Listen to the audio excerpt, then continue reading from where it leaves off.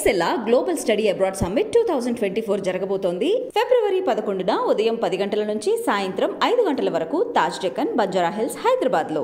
అందరికీ నమస్కారం. నా పేరు పసుపులేటి సందీప్ రాయల్, అనంతపురం జిల్లా.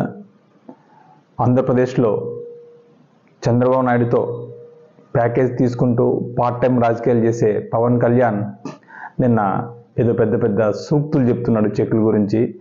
ఎలక్షన్ మొదలైతే చాలు పవన్ కళ్యాణ్ స్టంట్లు చేస్తాడు, మామూలుగానే స్టంట్లు చేస్తాడు. ఇప్పుడు ఎన్నికలు మొదలయ్యాయి కాబట్టి స్టంట్లకి బ్రాండ్ అంబాసిడర్ కాబట్టి రాజకీయ స్టంట్లకి మొదలుపెట్టాడు చెక్కుల గురించి. ఆంధ్రప్రదేశ్ ప్రజలరా, అవన్నీ బూటకం, మీరు నమ్మొద్దండి. పవన్ కళ్యాణ్ని నేను స్వయంగా 9 సంవత్సరాలు దగ్గరుండి చూశాను. పవన్ కళ్యాణ్ డబ్బుల విషయంలో ఎలా ఉంటాడో నాకు బాగా తెలుసు, చెక్కులు ఎలా తీసుకుంటాడో నాకు బాగా తెలుసు. డబ్బు లేదే ఫోటో దిగని వ్యక్తి పవన్ కళ్యాణ్.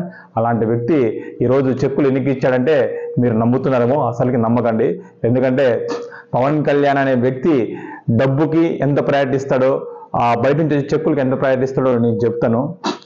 పవన్ కళ్యాణ్ అనే వ్యక్తి డబ్బులు తీసుకుంటాడు, బయటికి కనిపెట్టే డబ్బులు ఒక విధంగా ఉంటాయి.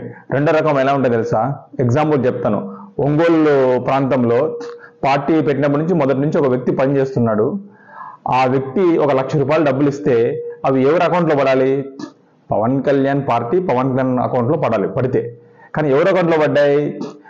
మీకు అందరికీ అర్థమయ్యే విధంగా చెప్తున్నాను. ఇప్పుడు టీడీపీ మన అక్కడ విజయవాడలో జనసేన టీడీపీ అలయన్స్లో పోటీ చేయాలనుకుంటున్న వ్యక్తి అకౌంట్లో పడ్డాయి. అంటే దాని మీనింగ్ ఏంటి? చెక్కులు దుర్వినియోగం కదా. అంతేకాకుండా పార్టీ కార్యాలయంలో దుర్వినియోగమైన చెక్కుల వివరాలకు సంబంధించి బయటకు తెలుస్తాయనే ఉద్దేశంతో పవన్ కళ్యాణ్ ఎవరు లేని సందర్భంలో తన పార్టీ కార్యాలయాన్ని తనే కాల్చుకున్న చరిత్రలో హీనుడు పవన్ కళ్యాణ్ అని కూడా ఈరోజు నేను చెప్తున్నాను. ఎందుకంటే నిజంగా మన ఇంట్లో చిన్న విషయం ఏదైనా జరిగితేనే మనం పోలీస్ కంప్లైంట్ ఇచ్చి దాన్ని ఇన్వెస్టిగేషన్ చేస్తాం. ఈరోజు హైదరాబాద్లోని ప్రశాసన్ నగర్లోని జూబ్లీ హిల్స్లోని పార్టీ కార్యాలయం అకౌంట్ సెక్షన్ కాలిపోతే పవన్ కళ్యాణ్ ఈ రోజు కూడా దాన్ని ఇన్వెస్టిగేషన్ చేయలేదు. ఆ రోజు నేను పవన్ కళ్యాణ్ దగ్గర పనిచేసేటప్పుడు దాన్ని ఇన్వెస్టిగేషన్ చేయాలని పట్టుబడితే పవన్ కళ్యాణ్ బండారాలు మొత్తం బయట పడతాయని నన్ను బయటకు పంపించాడు పవన్ కళ్యాణ్. చెక్కుల దుర్వినియోగం చేసే దానిలో పవన్ కళ్యాణ్ నెంబర్ 1 అని కూడా నేను చెప్తున్నాను. ప్రజల సొమ్ముని దోచుకుంటున్న వ్యక్తి ఒక బ్లాక్ మెయిలర్ పవన్ కళ్యాణ్. ఎందుకంటే స్వయంగా నాకు తెలుసు అని కూడా నేను ఈరోజు చెప్తున్నాను. ప్రజలారా, పవన్ కళ్యాణ్ అనే వ్యక్తి ఒక ఎలక్షన్ స్టంట్ మాత్రమే చేస్తాడు. నిజంగా పవన్ కళ్యాణ్ చిత్తశుద్ధి ఉంటే, పవన్ కళ్యాణ్ నిజంగా నేను చెప్పిన విజయం అయితే, చెక్కులు ఎవరిచ్చారో, ఎవరికి ఎన్నికి పంపించారో పవన్ కళ్యాణ్ నువ్వు విడుదల చేయి. నేను నీకు సూటుగా చెప్తున్నా, క్వశ్చన్ చేస్తున్నాను. నిన్న నువ్వు చెక్కులు ఎవరికి ఎన్నికి పంపించావు, వాళ్ళ పేర్లతో సహా మొత్తం రిలీజ్ చేయడానికి నువ్వు చేయలేవు. ఎందుకంటే అది ఫేక్ అని నీకు తెలుసు.